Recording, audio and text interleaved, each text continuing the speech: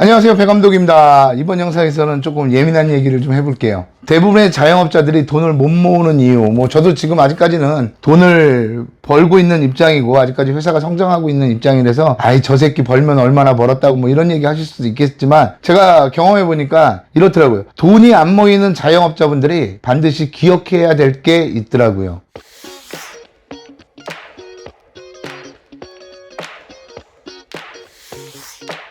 제가 처음 장사를 시작했을 때가 2011년도. 그러니까 직원으로 있을 때가 아니라 내 개인의 가게를 했을 때가 2011년도인데요. 이때 내가 너무 장사에 대해서는 다 알고 있었지만 운영에 대해서는 너무 미흡했던 거예요. 하다못해 적정 마진율을 몇 % 정도 봐야 될지도, 이 지출에 비해서 몇 프로를 봐야 될지도 고민을 안 해본 거죠. 그냥 예전 가게에서 몇 프로를 팔았으니까 그 정도 남겠거니 해가지고 전 장사를 했거든요. 근데 고정 지출이 너무 많았어요. 그 당시에. 전기세, 카드 수수료 무시 못합니다. 이게 웬만한 가게들은 아실 거예요. 카드 수수료가 한 명, 두 명 인건비 나가는 거 같이 많이 나간다는 거 아실 거예요. 그리고 세금에 대해서도 너무 몰랐던 거죠. 제가 있었던 데가 강남에 마트 안에 청과 야채 코너를 제가 인수해서 한 거였는데, 약간 사장님도 조금 너무한 게 뭐냐면요, 제가 그때 세금 문제를 잘 몰랐는데 세금조로 한 달에 5%를 떼어가더라고요. 처음엔 7%였어요. 많이 깎아주는 척 하더라고요. 원래는 10%인데 7%만 받을게라고 이야기하길래 그런가 보다 했는데 너무 많은 것 같더라고요. 그래서 이야기를 했더니 5%로 줄여줬어요. 근데 나중에 지금의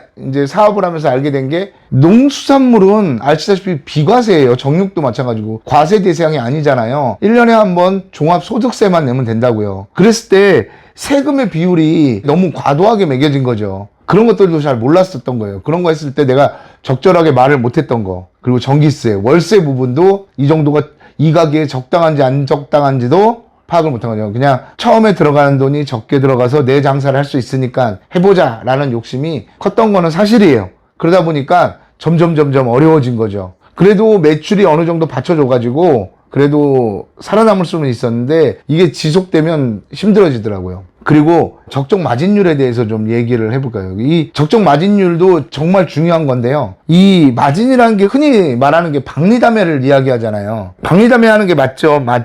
근데 내 가게가 운영이 안 될 만큼의 박리담회는 고민을 해보셔야 돼요. 제가 장사하시는 분들 이렇게 교육을 해드리면 장사를 안 해보셨기 때문에 마진율 책정하는 걸 잘 못하시더라고요. 얼마에 이걸 팔아야 돼요? 만약에 2만 원에 들어온 물건을 얼마에 팔아야 돼요? 라는 초보자분들이 많이 물어보세요. 그러면 점 몇 프로를 하면 돼요. 나누기. 예를 들어서 내가 20%의 마진을 볼 거다. 그러면 2만 원 나누기 0.2를 해주면 되는 거죠. 20%의 마진을 보면. 그러면 이게 판매가에 대한 마진율이 나오는 거예요. 곱하기 1.2 이렇게 해주면 판매가의 마진율과 다르게 나옵니다. 그렇기 때문에 나누기를 꼭 하셔야 돼요. 이런 적정 마진율이 굉장히 중요해요. 내 가게 운영되는데 필요한 이런 마진율이 몇 프로다. 내가 우리 가게는 몇 프로가 마진율이다 라고 말씀드리기는 좀 그렇지만, 해보니까 과일 가게도 이 정도의 마진율은 보아야 운영이 되더라고요. 그런 적정 마진율 계산도 필요해요. 만약에 내가 열심히 팔아서 하루 매출이 500만 원, 700만 원 나왔는데 인건비 주고 가게세 주고 카드 수수료 내고 전기세 내고 내가 가져가는 돈이 2,300이다 라고 생각하면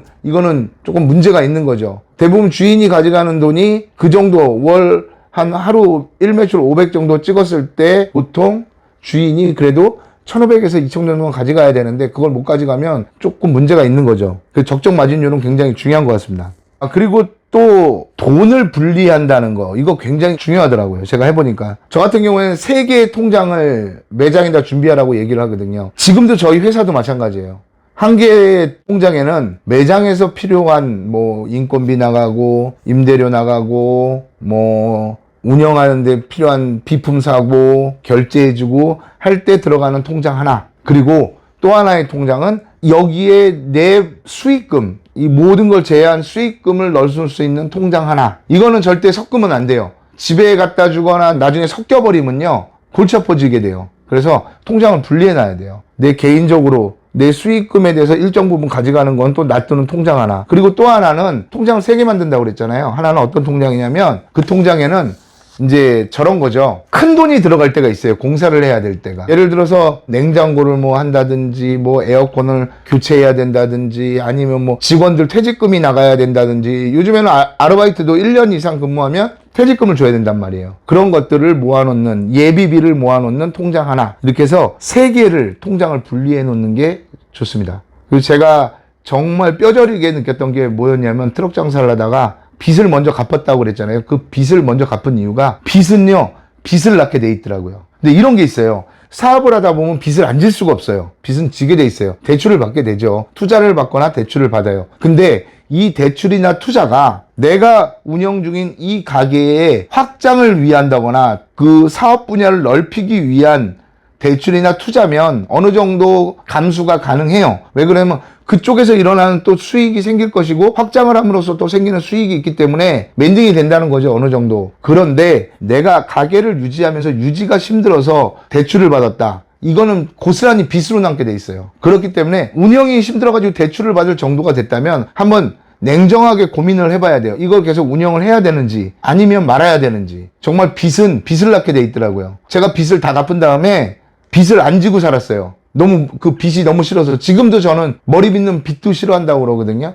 그렇기 때문에 빚의 규모를 잘 파악을 하셔야 돼요. 그 어느 용도로 빚을 졌는지. 그리고 또 하나, 카드 사용은 가급적이면 한 개의 카드만 사용하는 게 좋습니다. 제가 빚이 싫다고 그랬잖아요. 카드도 어차피 빚이잖아요. 그래서 제가 망했을 때 신용등급이 어디 있어요? 뭐 맨 밑에 바닥이죠. 뭐 대출 뭐 아무 곳에도 대출을 안 해줘요. 저는 그 당시에 망했을 때는 뭐 신용이 저보다 신용 불량자였는데요. 뭐 그랬는데 카드를 사용 않기로 했어요. 제가 친조가. 어느 날 제가 근데 이사 때문에 약간 대출이 필요해서 은행에 갔더니 신용 점수가 뭐 연체한 기록도 없는데 굉장히 낮더라고요. 그래서 물어봤어요. 아, 왜 이렇게 신용등급이 낮아? 했더니 이렇게 보시더니 뭐 연체한 기록은 없지만 그렇다고 신용점수를 올릴 수 있는 신용에 관계된 거래도 없었다는 거예요. 그 말이 카드 거래가 없었다는 거죠. 저는 체크카드만 썼거든요. 저는 계속. 그래서 그때부터 이제 카드 2개를 쓰고 있어요. 뭐 회사 일적으로 쓰는 카드 하나, 그리고 내 개인적으로 쓰는 카드 하나, 이렇게 해서 2개를 분리해서 카드를 쓰거든요. 최대 2개 이상은 안 갖고 있는 게 좋더라고요.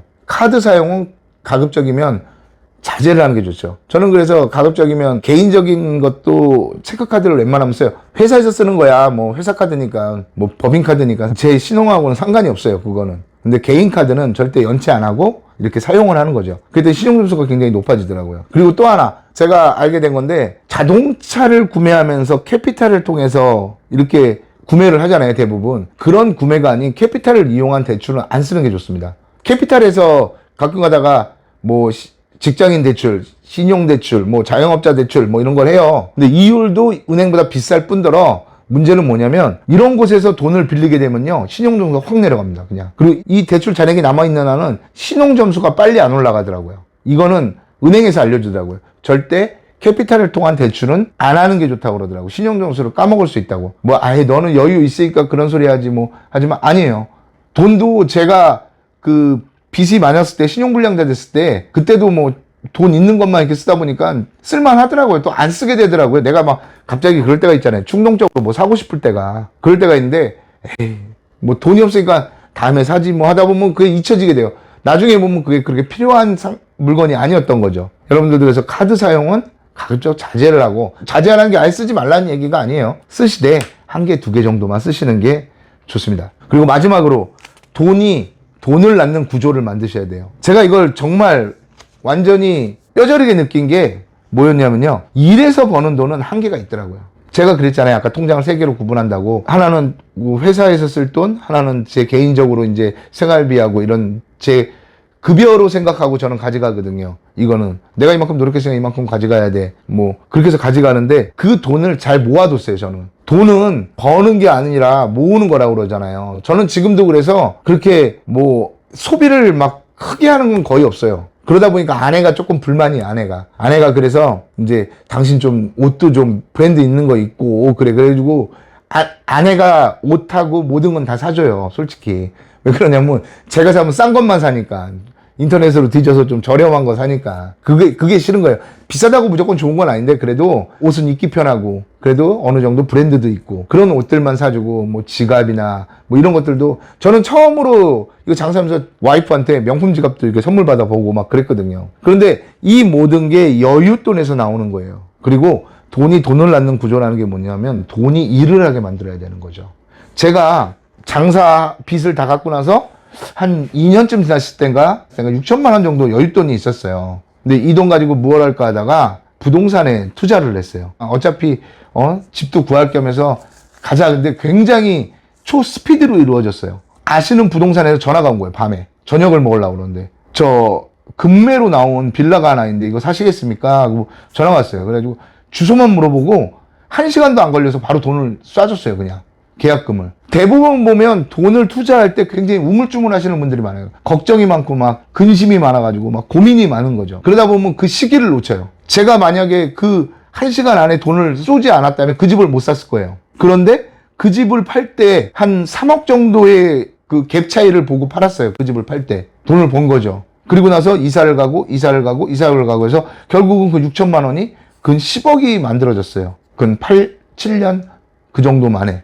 돈을 낳는 구조를 만드는 거죠. 그래서 저는 솔직히 은행에도 돈을 모아놓지만 돈을 쪼개요. 여기서. 내가 투자할 수 있는 부분. 그래서 뭐 예를 들어서 주식을 산다든지 아니면 부동산에 투자를 한다든지 이렇게 만드시면 또 돈을 만들어주는 그런 구조가 됩니다. 이번 영상은 여기까지 하겠습니다.